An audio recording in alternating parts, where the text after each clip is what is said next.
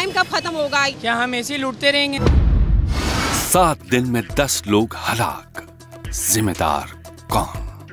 3 करोड़ से ज्यादा आबादी वाला शहर कराची, जो हर तरीके की बुनियादी सहूलियात से महरूम है, मगर इस शहर में लोगों की अपनी जान और माल तक महफूज नहीं, तो बुनियादी सहूलियात का क्या रोना?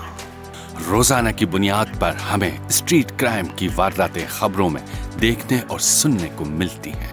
90% स्ट्रीट क्रिमिनल्स नशे के आदी होते हैं और दौराने वारदात भी ये नशे की हालत में होते हैं। यही वजह होती है कि जरा सी मज़ामत करने पर ये किसी के लख्ते जिगर को मौत की नींद सुला देते हैं। स्ट्रीट क्राइम की बढ़ती हुई शरह की वजह को कुछ लोग महंगाई करार देते हैं, लेकिन पकड़े जाने वाले स्ट्रीट क्रिमिनल्स का पहले ही क्रिमिनल रिकॉर्ड होता है, जो 1 से ज्यादा केसेस में पहले भी बंद हो चुके होते हैं। स्ट्रीट क्राइम की वारदातें सैकड़ों के हिसाब से सीसीटीवी कैमरास में रिकॉर्ड होती हैं, लेकिन सीसीटीवी कैमरास इन्हें पकड़ नहीं सकते, सिर्फ इन्हें पकड़वाने में मददगार साबित हो सकते हैं।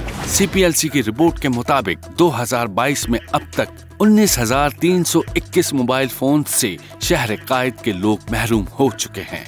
2022 में अब तक गरीब आदमी की सस्ती सवारी यानी मोटरसाइकिल से भी स्ट्रीट क्रिमिनल्स ने कराची के शहरियों को महरूम किया, और 2022 में अब तक 3,303 बाइक्स छीनी गईं। बाइक्स के अलावा अब लोगों से गाड़ियां भी छीनी जाने लगी, जिन्हें इत्तलात के मुताबिक अंदरूनी सिंध में डबलिंग नंबर पर चलाया जाता है।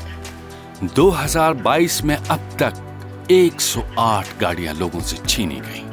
पुलिस ये शिकवा करती है कि अवाम स्ट्रीट क्रिमिनल्स के खिलाफ अदालत में आके गवाही नहीं देते हैं, मुद्दई नहीं बनते हैं, और यही वजह होती है कि जिसकी वजह से स्ट्रीट क्रिमिनल बासानी छूट जाते हैं। कि FIR करवा के फिर कानूनी तौर पे उस मुलजिम को जब कानून के कटहरे में पेश हो तो खुद आके एविडेंस दें और उसको अपने कैफर किरदार तक पहुँचाएं। दूसरी तरफ आवाम का शिकवा ये है कि थाने में उनके साथ मुल्ज़िमान जैसा सलूक होता है।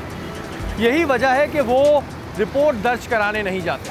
कहते डिब्बा लेके आओ, तुमने कितने का लिया था, कहाँ से लिया था, कौन सी दुकान से लिया था, ये बातें करते करते बस चला गया, हमको ऐसे छोड़ दिया। कुछ लोगों का ये भी कहना है कि FIR में मुद्दई बनने के बाद इनका नाम, पता, शनाख्ती कार्ड नंबर दर्ज होता है और इनको स्ट्रीट क्रिमिनल से अपनी जान का खतरा होता है। हम FIR लॉन्च करके भी फंस जाते हैं कि उनको सारा हमारा डेटा पता चल जाता है। कौन पूछेगा इनसे कि भाई हमें कौन तहफ़्फ़ुज़ देगा, उनके पास सारा डेटा। ये कोई एक बंदा थोड़ी करता है, इनका तो पूरा गैंग है। पीछे से आके वो हमारे घर पे आ जाएं या कुछ भी करें, हमें कौन तहफ़्फ़ुज़ देगा। माजी में ये भी देखा गया है कि पुलिस के शोबे तफ्तीश के अफसरान स्ट्रीट क्रिमिनल्स से पैसे लेकर उनके केसेस को बेजान कर देते हैं, जिसकी वजह से वो कानून के शिकंजे से बआसानी निकल आते हैं। बढ़ते हुए स्ट्रीट क्राइम को मद्देनजर रखते हुए कराची पुलिस चीफ ने शाहीन फोर्स बनाई है, जो सिर्फ स्ट्रीट क्रिमिनल्स के खिलाफ काम करेगी। मगर क्या कराची के शहरी कभी बगैर खौफ के सड़कों पर खुलेआम चल सकेंगे? क्या कराची से कभी स्ट्रीट क्राइम का खात्मा हो सकेगा?